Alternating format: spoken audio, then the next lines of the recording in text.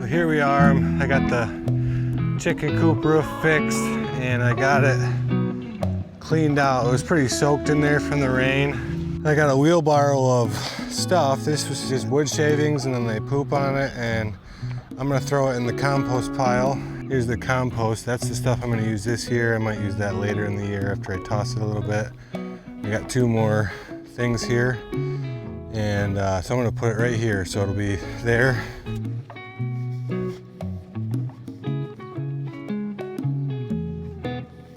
So that's that. We'll let that break down for the whole summer probably. So everything's clean and I'm just letting it air out.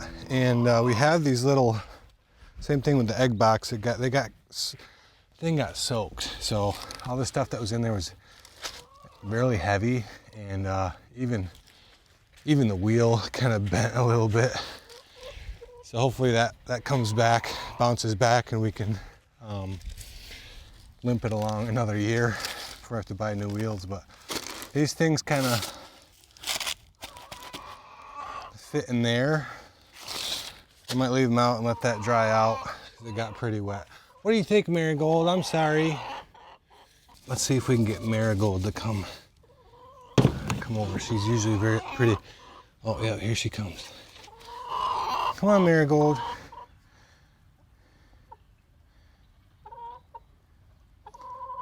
I know there's no snacks in there, but it's just your normal food, but you can have some still.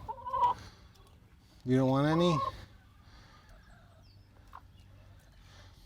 Oh, she found a worm. She found a worm in the grass. Just saw her eat it. That's way better than the chicken food, isn't it? My neighbors probably think I'm insane. I'm gonna go inside and get the kids and then try something. Hopefully it'll turn out pretty cool. Come on, let's go. All right, I just looked on the garden plan that I made. And here are gonna be, wait, no, where are we at? Here and here are gonna be snap peas. So we're gonna plant some snap peas. Make sense? What we're gonna do is, maybe not that one because it was open, it's got mold on it. Can I see? But take these black pods and get some seeds out of there, okay? And plant them 4 to 6 inches apart. So take these and we're gonna open the pods and get the seeds out, and we'll collect the seeds. I'm not sure if this is gonna work because they've been just sitting on the fence, you know, all winter long. But it's worth a shot, right? These pea seeds. So what we're gonna do is just go 4 inches apart. So you don't have to bury them as deep as I'm putting them here, but yeah. Do you guys all have seeds? Let me see the seeds. Make sure. All right, Elias, cover them up with dirt. There we go, that didn't take that long. Let's get some of this grass out of here.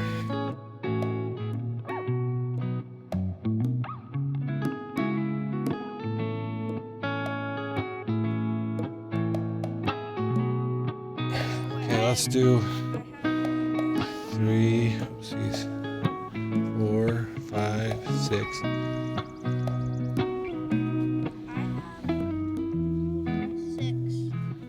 Okay, how many do you have left, Maddie? Yeah, let me see. Okay, just. Cool. Cover those up. Seeds, right? Those are beans, yeah. Here, we'll just poke that one down in there. Those are beans. We're not gonna do those yet. Okay? So we just planted like 20 snap pea plants.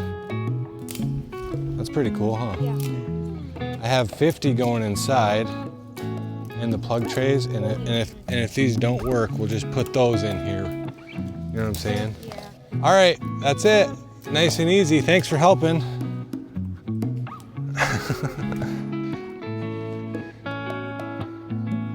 I didn't thin these carrots as well as I should have, so they were pretty crowded when they were growing. But this year I got a carrot seeder, so hopefully I'll be testing that out and see if that works better. I shouldn't have to thin them if I use a seeder. So last year was kind of a experiment for us in this bed. We did 4 varieties of carrots. I think it was Royal Chantenay, Danvers, Scarlet Nance, and Little Fingers. But essentially they were all good. What we noticed after the comparison is some of them, obviously these are undersized carrots, but some of them had a skinnier root and some of them had a big fat root. So the skinnier root we actually liked better because it was less processing to get them to cook even in the dishes that we made. So we'd have to cut this down the middle, and that's really hard to do for a carrot. A round cylinder trying to cut it with a knife. And then these kind we could just cut boom boom in like baby carrot sizes, and they cook pretty evenly because they're you know, a little bit narrower of a root. So when I started the comparison, I was just trying to see what grew the best, and they all grew fine. But the biggest advantage we noticed is one we didn't even expect, just the size of it. We like the carrots with a smaller diameter. So that bed with all the carrots, part of the experiment was this other bed over here where I sowed carrots, and I didn't add a layer of compost to the top. I had something in here before, so it was a second or third planting in this bed. And I thought, well, maybe I'll do compost on that bed and no compost in this bed. And these seeds, the seeds all germinated, but they did not grow very well, not compared to that bed over there. So I was just curious how much nutrition, I don't know why I was curious, but I was thinking, how much compost do they really need? You know, can I add it once for the whole year? And apparently not. They, you know, the second or third planting in this bed, the nutrients are pretty depleted. So one thing I started to do is the no-dig method, where you do add compost, a layer of compost, and that works really well. The organic matter in compost is like a food source for the microorganisms in the soil. In some beds I don't even use fertilizer, I just use compost to give it nutrients. The problem comes in when you're tilling, and sometimes even you need to till your ground the first time to make it plantable. But if you're like using a rototiller every year, and that's where you can run into problems with like breaking up that soil network. But anyway, Charles Dowding is a master in my opinion, and he's not concerned about a little digging like this.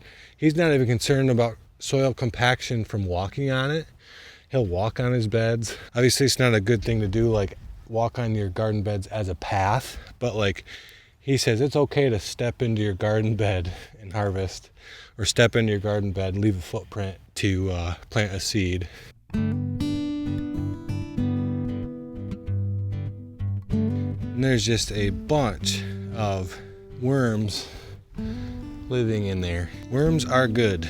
And I'm just gonna take this over to the compost.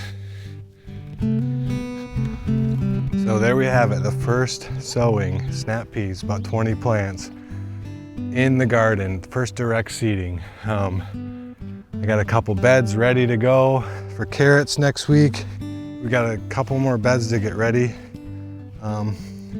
Including this one, I gotta rip out these zinnia, and we're gonna plant snap peas all along the fence here. They kind of grow up the fence and hang on. That's where we harvested the seeds from, so hopefully that works. And I just like to do it a little bit at a time. The cool thing about gardening is some plants like cold weather, and that is good for us because if you look at this, like we got this trellis planted. This trellis is all ready to go. Those 2 beds are strawberries. Those are ready to go. Those beds are gonna be carrots. So I'm gonna come out here and sow those. I'm gonna put my lettuce seedlings over here, I think, and radishes. So, you know, after next week, I'll have 6 of these beds planted and ready to go. Then I can focus on those other ones that have tomatoes and peppers when the time comes. It's staggered for the most part. So don't let gardening overwhelm you. Just take it step at a time, bit by bit, and get your hands dirty as much as you can. I think it's good for you. So thanks for watching. We'll see you next time. Uh-oh, did you guys need let back in? Here. Here, go in. Go. I don't got any snacks. Okay, there we go. You're all reunited.